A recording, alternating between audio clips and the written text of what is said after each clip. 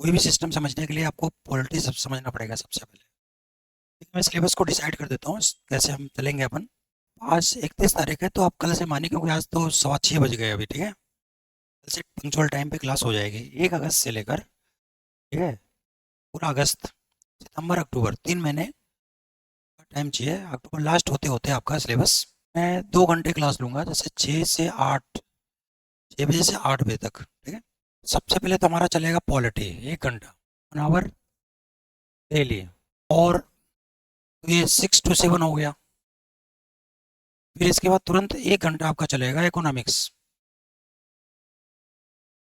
जो gravy area होता है।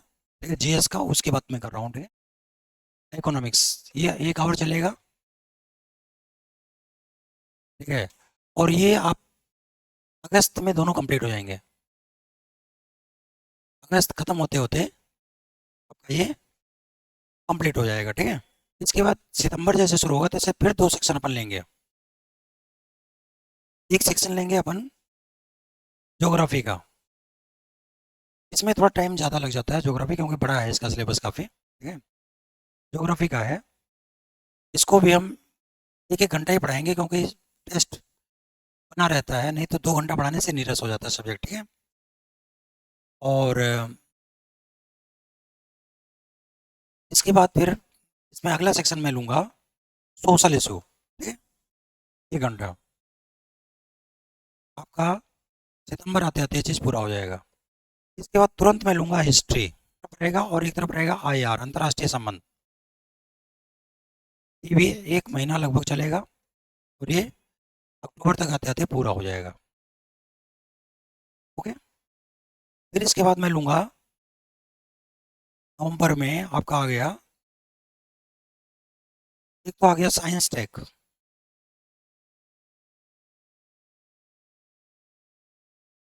और एक आ गया करंट इवेंट।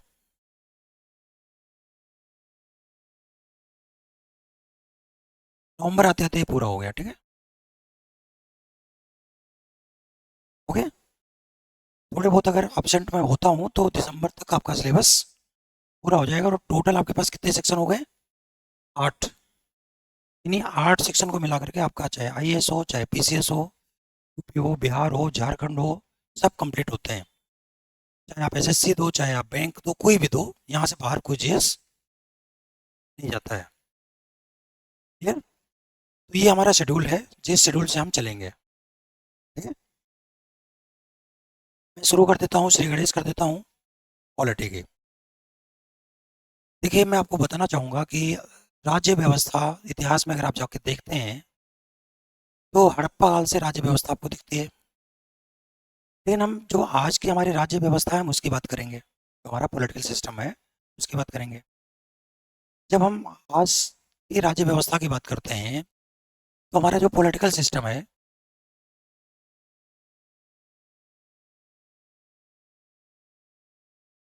इसको 2 भागों में हम बांट सकते हैं। एक तो प्री इंडिपेंडेंट,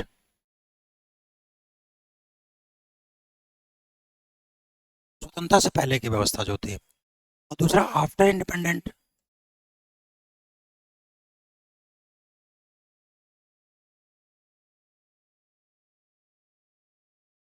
आफ्टर इंडिपेंडेंट, स्वतंत्रता से पहले, स्वतंत्रता के बाद। जब हम स्वतंत्रता से पहले देखते हैं, तो हम ऑटोक्रेटिक सिस्टम देखते हैं। क्या देखते हैं? ऑटोक्रेटिक सिस्टम समझते हैं? पॉलिटी पढ़ाते हुए हमने आपको बताया था, ऑटोक्रेटिक सिस्टम एक ऐसा सिस्टम होता है जिस सिस्टम में सरकार सॉवरेन होती है। गवर्नमेंट क्या होती है? जैसे राजतंत्र होता है, सैनिक तानाशाही होती है। ठीक है, अब इसमें भी जो ऑटोक्रेसी होती है, ऑटोक्रेसी 3 तरह की होती है। ऑटोक्रेसी 3 तरह की होती है। यहाँ आप क्या देखेंगे? Autocracy, autocracy. ऑटोक्रेसी मिलिट्री हो सकती है, सैनिक शासन करें। ये हेरिडिटरी हो सकती है, यानी वंशानुगत हो सकती है, जैसे राजा का शासन। या उसको हम क्लैक्ट्स कहते हैं। कुछ ग्रुप होते हैं जो कब्जा कर लेते हैं सत्ता पर आकर के, ठीक है। वो एलिट ग्रुप हो सकते हैं, कोई भी हो सकता है, ठीक है। वो क्लैक्ट्स कहते हैं। और चौथा आइडियोलॉजिकल होता है। क्या होता है? आइडियोलॉजिकल का मतलब होता है जैसे कि आतंकवादियों ने कहीं कब्जा कर लिया, हाँ वही मोनार्ची हो गया, ठीक है। जैसे राजा कहीं शासन कर रहा है, राजा का लड़का राजा, राजा का लड़का राजा, ऐसे चलता है सिस्टम। तो ये हेरिडिटरी हो गया। उसमें क्या राजा जनता के लिए जिम्मेदार होती है क्या? नहीं होती। आप जहाँ से भी व्यवस्था पकड़ते हैं, आर्यों से शुरू हो जाएं, चंद्रगुप्त मौर्य के समय में आ जाएं, गुप्त काल में आ जाएं,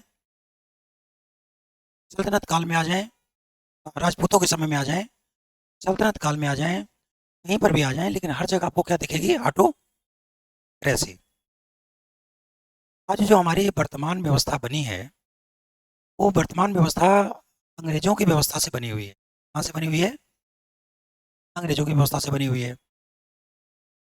तो हम देखते हैं कि जो हमारा कॉन्स्टिट्यूशनल डेवलपमेंट हुआ है, एक टॉपिक है हमारा संविधान का विकास, वो कैसे हुआ? तो जो हमारा संविधान का विकास हुआ, उस पर हम चर्चा करते हैं, ठीक है।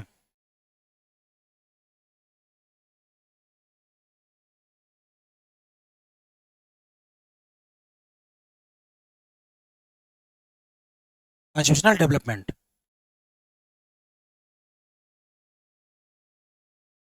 कॉन्स्टिट्यूशनल डेवलपमेंट की हम बात करते हैं, तो हमें दो चीज़ देखना पड़ेगा, ठीक है। एक तो हमें 1600 से लेकर 1853 तक देखना पड़ेगा। कब का? ये कंपनी का शासन था। क्या था? ये कंपनी रूल था। क्या था? कंपनी रूल था। और दूसरा हमें देखना पड़ेगा 1858 से लेकर 1947 तक का देखना पड़ेगा, ठीक है। ये ब्रिटिश इंडिया रूल था। क्या था? British India rule. यहाँ पर एक कंपनी इंडिया पर शासन कर रही थी, और उसके कॉन्स्टिट्यूशन से इंडिया गवर्न होता था। यहाँ पर ब्रिटिश सरकार ने कब्जा कर लिया, तो इसको ब्रिटिश इंडिया रूल कहते हैं।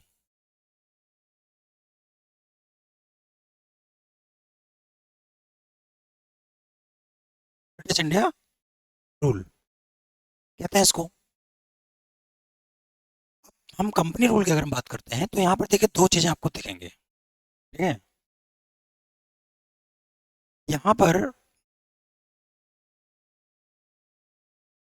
एक तो आपको एक्ट दिखेगा, और एक चार्टर आपको दिखेगा। क्या दिखेगा?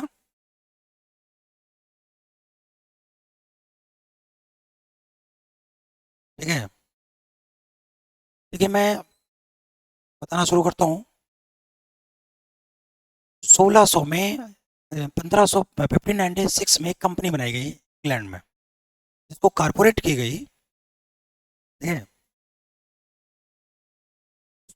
1600 में, 1600 में ब्रिटेन की संसद ने उस कंपनी को मान्यता दे दी। जब ये कंपनी बनाई गई, तो कंपनी जो होती है, कंपनी बेसिकली दो चीज़ों से बनती है। एक तो होता है एमओयू, ठीक है, मेमोरेंडम ऑफ अंडरस्टैंडिंग, एक तो कंपनी में होता है, ठीक है। तो दूसरा होता है memorandum of procedure, memorandum of procedure, MOP, MOU और एमओपी। देखिए मेमोरेंडम ऑफ अंडरस्टैंडिंग जो होता है, वो जिस देश में वो कंपनी बनाई जाती है, जैसे संसद में वो कंपनी बनी, संसदीय कानून से कंपनी बनी, तो कंपनी का कुछ ऑब्जेक्ट होगा। क्या होगा? ऑब्जेक्ट होगा। तो ये क्या बताता है? उस कंपनी का ऑब्जेक्ट बताता है। वे कंपनी, ये संस्था क्यों बनाई गई? सिस्टम तो आप पढ़ते हैं ना, सिस्टम में भी तो बताया जाता है। एक तो किसी सिस्टम का अपना एक ऑब्जेक्ट होता है, उद्देश्य होता है। दूसरा होता है कि सिस्टम कैसे काम करता है। जो एमओपी होता है, मेमोरेंडम ऑफ प्रोसीजर्स होते हैं, ठीक है, इसमें उस कंपनी का स्ट्रक्चर होता है और उसका फंक्शन होता है। क्या होता है? स्ट्रक्चर और फंक्शन होते हैं। जब 1600 में कंपनी बनाई गई, तो कंपनी में कुल 18 साझेदार थे। कितने थे? 18 पार्टनर थे और इसमें से शेयर जो थे ये कम से कम 2000 लोगों के शेयर इसमें लगे हुए थे। ठीक है। अब ऑब्वियस है, कंपनी का एक हेड था, ठीक है, जिसको गवर्नर कहते थे। क्या बोलते हैं? जो कंपनी को गवर्न करता है उसको क्या बोलते हैं? गवर्नर। और इसकी मदद करने के लिए एक गवर्निंग बोर्ड था। क्या था? Governing board. तो एक गवर्नर था और 6 लोग इसको मदद करने वाले थे, गवर्निंग बोर्ड। और ये चुने कहाँ से जाते थे? ठीक है, इन लोगों में से 6 लोग चुन लिए जाते थे और ये सब मिल करके गवर्नर का चुनाव करते थे। आज भी यही सिस्टम है कंपनी बनाने का, गवर्निंग बोर्ड का सिस्टम है। ठीक है। जब कंपनी बनाई गई तो कंपनी का जो एमओयू साइन हुआ तो उसमें ये कहा गया, कंपनी का ऑब्जेक्ट क्या है? ट्रेड करना है। क्या है? व्यापार करना है। कंपनी उत्पादन नहीं करेगी। कंपनी जो उत्पादन हो रहा है उसको इंडिया में ला करके उसका ट्रेड करेगी। तो ट्रेड का मतलब क्या हो गया? आयात निर्यात। जो सामान लाएगी फिर। और इस कंपनी को अधिकार दिया गया कि ये दुनिया के किसी भी देश में जाकर के व्यापार कर सकती है। जब वहाँ कंपनी बन रही थी तो यहाँ पर जहांगीर का शासन चल रहा था। किसका था? वैसे तो अकबर का था, लेकिन जब कंपनी ने इंडिया में ट्रेड शुरू किया तो जहांगीर का शासन आ गया। कंपनी को जहांगीर ने 3 जगह पर परमिशन दिया। कहाँ कहाँ दिया? बॉम्बे, मद्रास और कलकत्ता। कंपनी को 3 जगह। ये बॉम्बे हो गया। मैप में आप देखोगे तो ऐसे है मैप, ऐसे है ना। तो ये तो हो गया कलकत्ता, ये हो गया मद्रास, जिसको आप चेन्नई कहते हो आज, और ये हो गया आपका बॉम्बे। 3 जगह कंपनी का। ठीक है। तो जब ये 3 जगह कंपनी का काम शुरू हुआ तो गवर्नर जनरल हो गया इंग्लैंड में। और यहाँ पर कंपनी जब व्यापार करने आई तो गवर्नर्स आ गए। कौन आ गए? गवर्नर्स आ गए। ठीक है। अब कंपनी लगातार चलती रही। ठीक है। कंपनी को सबसे बड़ी सफलता तब मिली जब 1757 में प्लासी का युद्ध हुआ। कौन सा युद्ध हुआ? प्लासी वार। क्योंकि उस समय जो मुगल एम्पायर था वो टूट रहा था। क्या हो रहा था? ब्रेक हो रहा था। तो ब्रेक हो रहा था तो यहाँ स्वतंत्र शासन शासन करने लगे, नवाब यहाँ के शासन करने लगे। तो प्लासी का जो युद्ध हुआ, ये युद्ध हुआ था, ठीक है, बंगाल के नवाब के बीच में, ठीक है, और कंपनी के बीच में। और कंपनी को पहली बार सफलता प्राप्त हुई पॉलिटिकल सिस्टम में इंटरफेयर करने का। क्या करने का? पॉलिटिकल सिस्टम में। लेकिन कंपनी को, चूंकि कंपनी के चार्टर में लिखा हुआ था, कंपनी में चार्टर में क्या लिखा हुआ था कि कंपनी ट्रेड करेगी, इसलिए वो राजनीतिक कार्य नहीं कर सकती थी। ठीक है। तो क्या हुआ, कंपनी ने मीर कासिम की जगह मीर जाफर को सत्ता दे दी। और मीर जाफर सत्ता काबिज रहा। और सारे पावर किसके पास थे? कंपनी के पास थे। लेकिन जल्दी ही फिर से कंपनी के खिलाफ प्लॉटिंग शुरू हुई। तो अवध के नवाब, बंगाल के नवाब और दिल्ली के शाह आलम, भाई केंद्र में तो दिल्ली में सत्ता किसके? मुगलों की थी, तो शाह आलम थे उस समय आ गए। तो शाह आलम, अवध के नवाब और बंगाल, तीनों ने मिलकर के कंपनी के साथ एक युद्ध किया। और युद्ध की जगह थी बक्सर। बक्सर कहाँ पर है? बिहार में। बक्सर का युद्ध था 1764 में। अब बताइए, 1764 में बक्सर का युद्ध हुआ। जब बक्सर का युद्ध हुआ तो इन तीनों सेनाओं को कंपनी ने पराजित कर दिया, रॉबर्ट क्लाइव ने पराजित कर दिया। और अब पूरे उत्तर भारत के जो महत्वपूर्ण पावर्स थे, शक्तियां थी, दिल्ली तक, कलकत्ता से लेके दिल्ली तक एक बहुत बड़ा एरिया कंपनी के अंडर में आ गया। ठीक है? जब कंपनी के अंडर में आ गया तो कंपनी, अभी भी कंपनी को शासन करने का अधिकार नहीं था। कंपनी ने क्या किया, सारे पावर अपने हाथ में ले लिया और सिंबॉलिक पावर यहाँ के नवाबों के हाथ में बनाए रखा। इसे बोलते हैं ड्यूल गवर्नमेंट।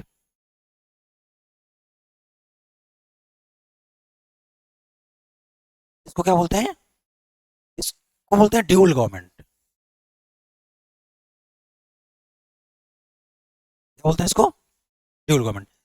ड्यूल गवर्नमेंट यही होता है कि जहाँ पर, जैसे आज की सरकार जो चल रही है, अगर नरेंद्र मोदी जो सत्ता में दिख रहे हैं, अगर उनके पास पावर ना हो, पावर कहीं और हो, जैसे कहते हैं ना अडानी अंबानी, तो ये ड्यूल गवर्नमेंट हो जाएगी। जैसे कांग्रेस के समय में कहते हैं ना, सोनिया गांधी के पास सारे पावर थे, मनमोहन सिंह पावरलेस थे। तो ड्यूल गवर्नमेंट का मतलब यही होता है कि सारे पावर जो है जिसके पास है, वो जिम्मेदारी नहीं लेता, जिम्मेदारी वो व्यक्ति लेता है जिसके पास कोई पावर। परिणाम में हुआ कि 1971 आते आते, सर 1771 आते आते बंगाल की स्थिति इतनी बुरी तरह से हो गई कि वहां पर सब कुछ तहस नहस हो गया पूरा, क्योंकि कंपनी ने जो ये प्रयोग किया था, ये प्रयोग बहुत, जो कंपनी के अधिकारी थे वो सब भ्रष्ट होने लग गए। क्या होने लगे? भ्रष्ट होने लगे।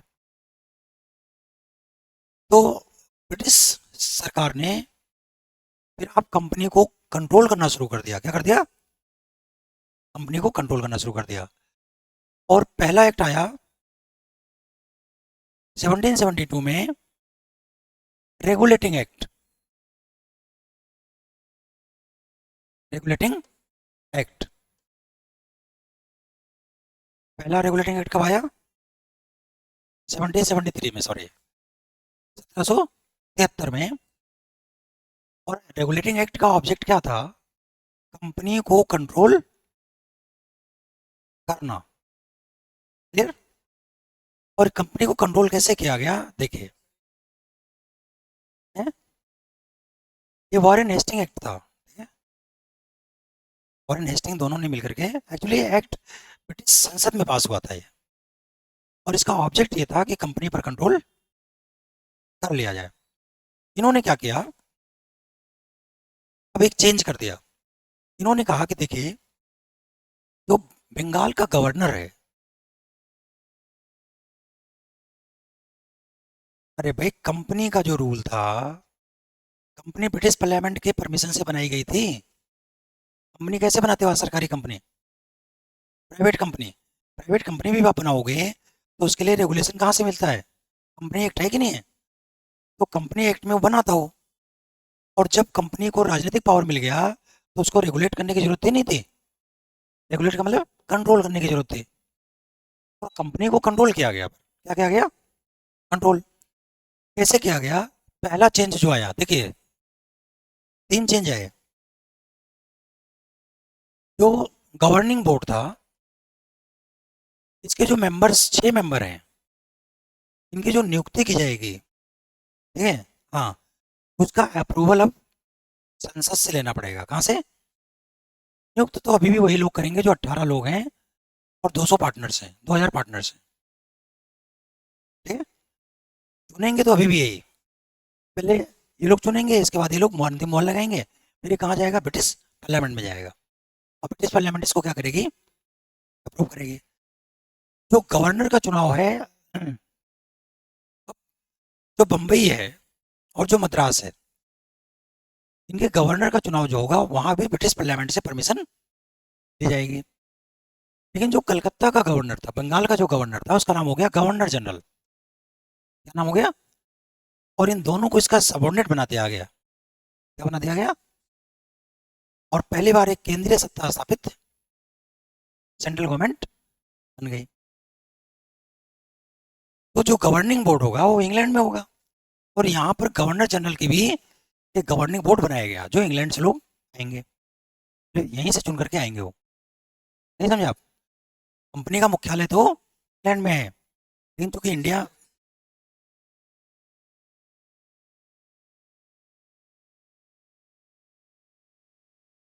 एक्चुअली सत्ता कुछ जगह पे बनी रही, लेकिन जहाँ ये पावरफुल हो गए, इन्होंने किलेबंदी कर दी कि भाई भारत में कानून व्यवस्था अच्छी नहीं है, इसलिए हम अपना किला बना के अपना सेना रखेंगे, जैसे अडानी बोल दे चीज।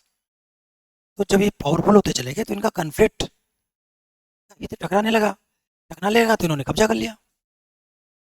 ये तो व्यापारी ना, बट इन्होंने कब्जा कर लिया इस चीज को। और जब कब्जा कर लिया तो उसमें चेंज करना शुरू कर दिया। तो पहले ट्रेड ही तो करना था ना उनको, लेकिन ट्रेड के साथ फिर उन्होंने क्या किया, राजनीतिक अधिकार आ गया इनके पास। जब राजनीतिक अधिकार आ गया तो कंपनी तो व्यापार करने के लिए बनाई गई थी ना, वो ट्रेड करने के लिए तो बनाई नहीं गई थी। और ट्रेड करने के लिए बनाई गई थी वो, शासन करने के लिए तो बनाई नहीं गई थी। तो जब शासन करना शुरू करोगे तो ब्रिटिश पार्लियामेंट से परमिशन लेना पड़ेगा, नहीं लेना पड़ेगा? जिसकी परमिशन से आपने कंपनी बनाई थी उसके चार्टर में परिवर्तन करोगे नहीं करोगे आप? हैं? चार्टर में परिवर्तन करोगे नहीं करोगे आप? तो अब यहाँ पर स्थिति यही थी, इन्होंने इसको रेगुलेट करने का प्रयास किया। इसका नाम क्या था? Regulating act.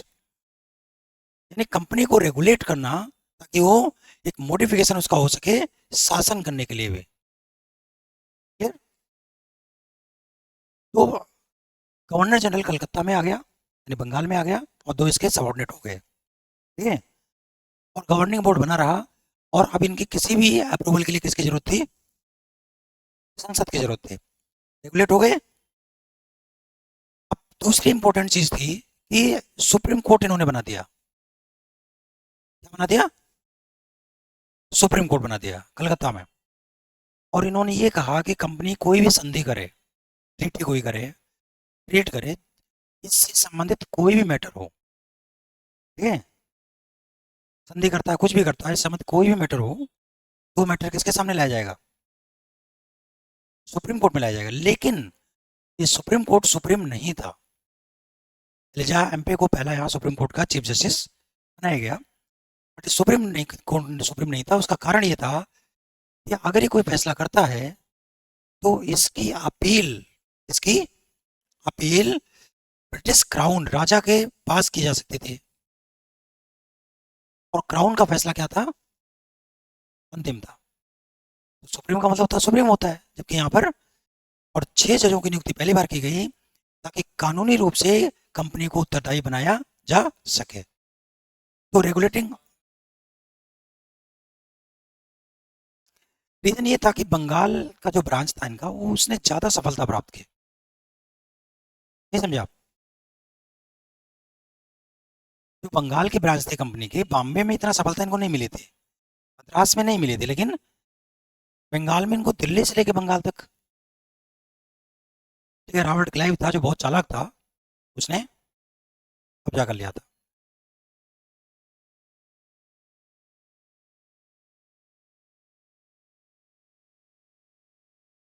बंगाल की स्थिति ऐसे नहीं होगी। मैं बात करूंगा, अभी तो मैं इतिहास नहीं पढ़ा, मैं पॉलिटिक्स बता रहा हूँ कि भाई कैसे डेवलपमेंट हुआ। तो आपने देखा रेगुलेटिंग एक्ट में दो चीजें आ गई, क्या क्या आ गई?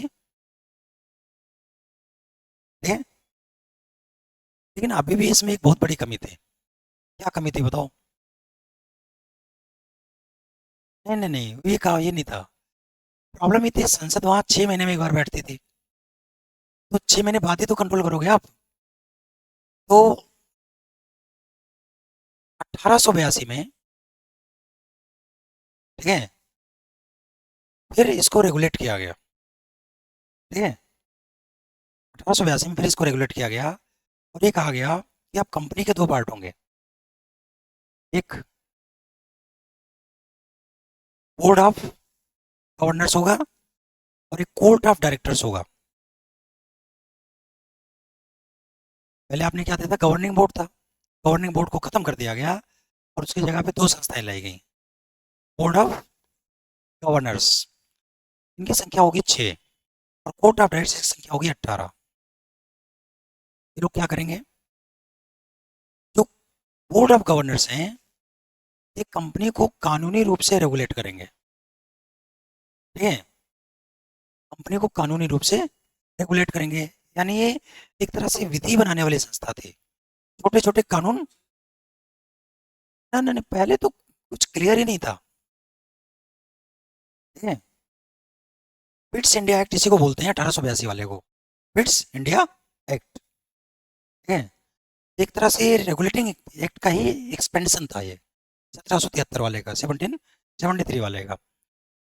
बोर्ड ऑफ डायरेक्टर्स कंपनी के लिए पॉलिसी बनाएगा, क्या बनाएगा, और इसकी जो नियुक्ति होगी ये ब्रिटिश कैबिनेट के अप्रूवल पर होगी। किससे होगी? तो एक जो ये नई संस्था बनाई गई ये ब्रिटिश कैबिनेट के अप्रूवल से होगी। नियुक्ति तो वही करेंगे, पार्टनर्स करेंगे, ठीक है, लेकिन अप्रूवल किसका होगा? कैबिनेट का। अरे भाई, जैसे एक तो संसद कंट्रोल कर ले, एक प्रधानमंत्री कर ले, वही तो है ये।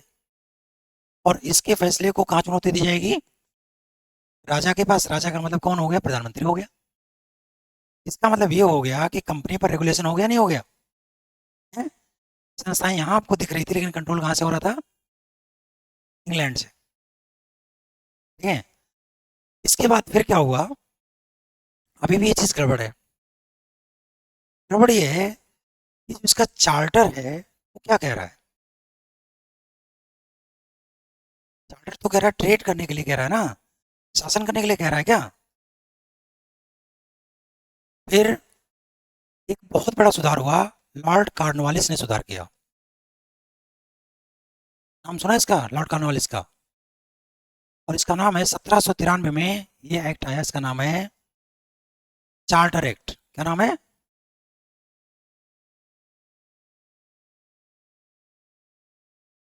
1793।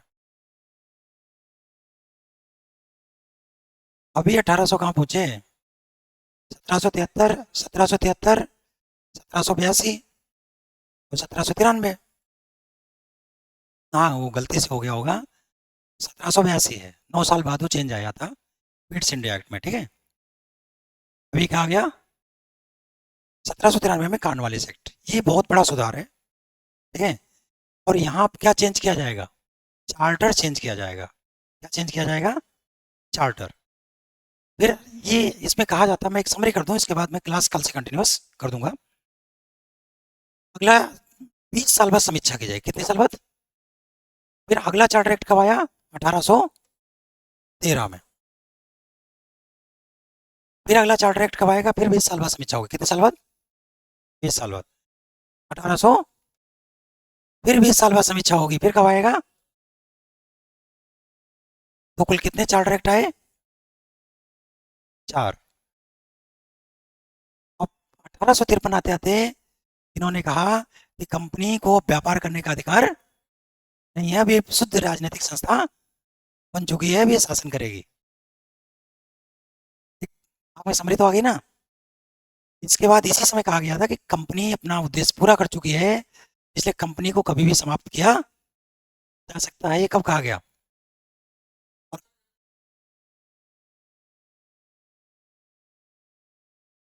मैं बता तो रहा हूँ कंपनी को खत्म करेंगे। फिर इन्होंने क्या किया?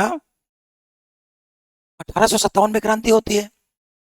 जैसे क्रांति होती है तैसे ब्रिटिश सरकार कहती है कि अब कंपनी को खत्म कर दिया जाए। और जब कंपनी को खत्म किया गया तो कंपनी की सत्ता किसने ले ली? ब्रिटिश सरकार ने ले ली। किसने ले ली? कंपनी की सारी एसेट्स, कंपनी की सारी लायबिलिटीज, कंपनी की सारी सत्ता किसने ले ली? और ब्रिटिश सरकार ने फिर क्या पास किया? Government of India act. क्या पास किया? Government of India act 1858। ठीक है। फिर इसमें चेंज होता रहा, चेंज होता रहा, चेंज होता रहा। फिर इस संविधान को भी इन्होंने हटा दिया। फिर अगला संविधान का बनाया गवर्नमेंट ऑफ इंडिया एक्ट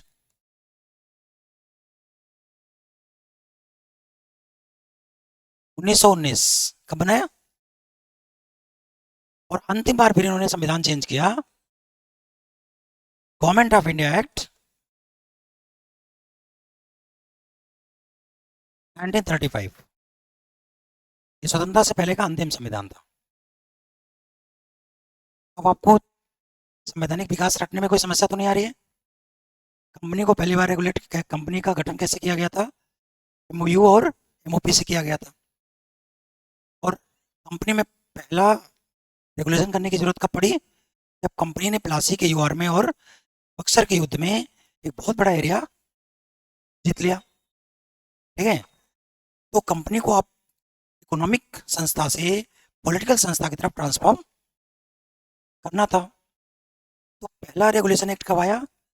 1773 में, 1773 रेगुलेटिंग एक्ट। फिर दूसरा कब आया? ईस्ट इंडिया एक्ट 1782 में। इसके बाद फिर अब चार्टर चेंज करने की जरूरत आ गई, तो इसलिए 4 चार्टर एक्ट आए। 93 ये बहुत इंपॉर्टेंट है, 13 कम इंपॉर्टेंट है, 33 बहुत इंपॉर्टेंट है, 53 कम इंपॉर्टेंट है। यानी 93 और 33 दो बहुत महत्वपूर्ण एक्ट हैं, अब चार्टर एक्ट हैं। ठीक है।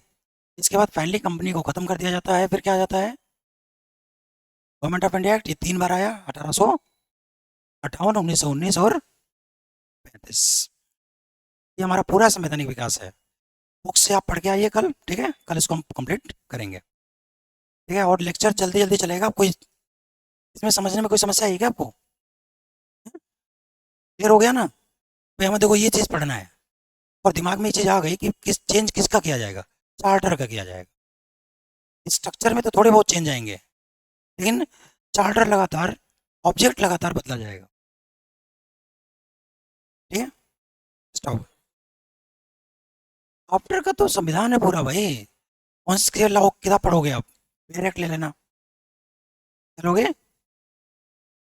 सरकारी किताब आती है भारत का संविधान, जो राहुल गांधी दिखाता है ना, बेयर एक्ट, उसको ले लेना आप। 60-70 रुपए की किताब आती है, वो ले लेना, उसी से पूरी क्लास चलेगी आपकी। ठीक है, बेयर एक्ट ले लेना। ठीक है।